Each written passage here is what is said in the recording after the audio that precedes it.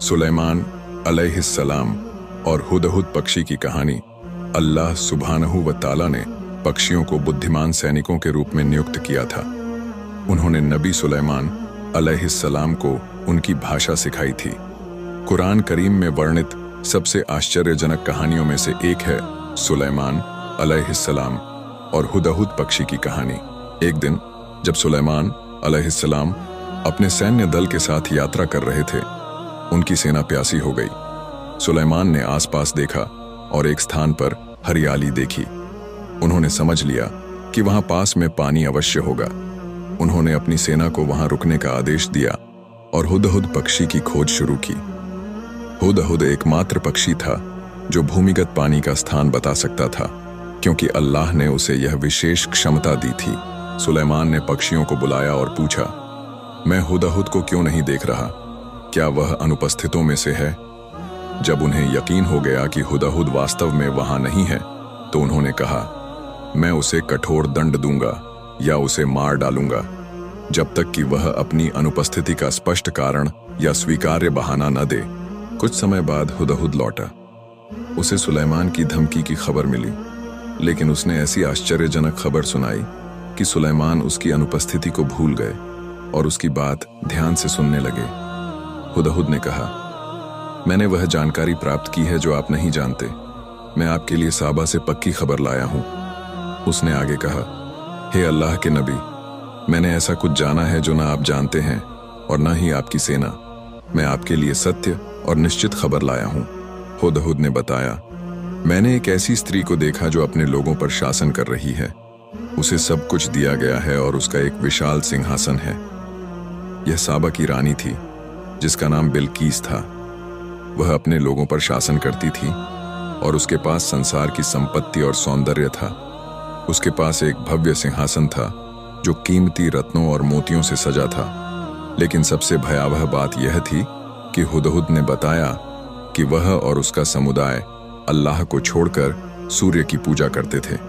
शैतान ने उनके गलत कार्यों को उनके लिए सुंदर बना दिया था और उन्हें अल्लाह के मार्ग से भटका दिया था। हुदहुद ने आश्चर्य से कहा, क्या वे उस अल्लाह को सजदा नहीं करते जो आकाश और धरती के रहस्यों को प्रकट करता है और जो कुछ तुम छिपाते हो या प्रकट करते हो उसे जानता है? सुलेमान ने हुदहुद की बात सुनी और उसकी क्षमा याचना को स्वीकार किया, लेकिन उन्होंने हुदहुद की सत्यता की जांच करने का निर्णय लिया।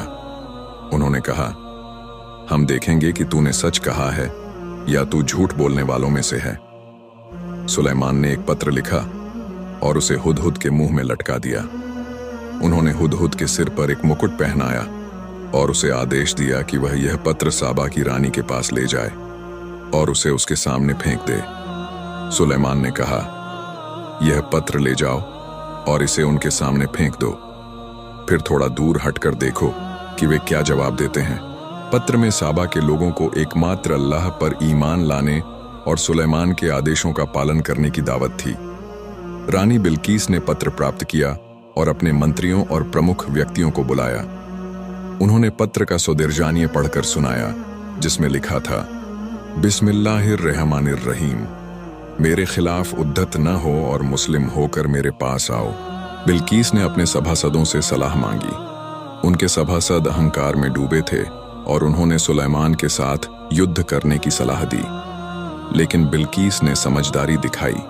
उन्होंने कहा, जब राजा किसी नगर में प्रवेश करते हैं तो उसे नष्ट कर देते हैं और वहां के सम्मानित लोगों को अपमानित करते हैं। उन्होंने सुलेमान को उपहार भेजने का प्रस्ताव रखा ताकि उनकी सहानुभूति प्राप्त की जाए और उनके साम्राज्य की शक्ति का पता लगाया जाए। उपहार में कीमती गहने और रत्न थे। जब सुलेमान को यह खबर मिली, उन्होंने इसे ठुकरा दिया और कहा, क्या तुम मुझे धन से सहायता करना चाहते हो? अल्लाह ने मुझे जो दिया है वह तुम्हारे दिए से बेहतर है। उन्होंने धमकी दी कि वह ऐसी सेना भेजेंगे जिसका सामना साबा के लोग नहीं कर पाएंगे। बिल्कीस के दूत लौटे और उन्होंने सुलेमान की शक्ति और उनके साम्राज्य की भव्यता का वर्णन किया। बिल्कीस ने निर्णय लिया कि वह स्वयं सुलेमान के पास जाएंगी। वह एक विशाल सेना के साथ रवाना हुई।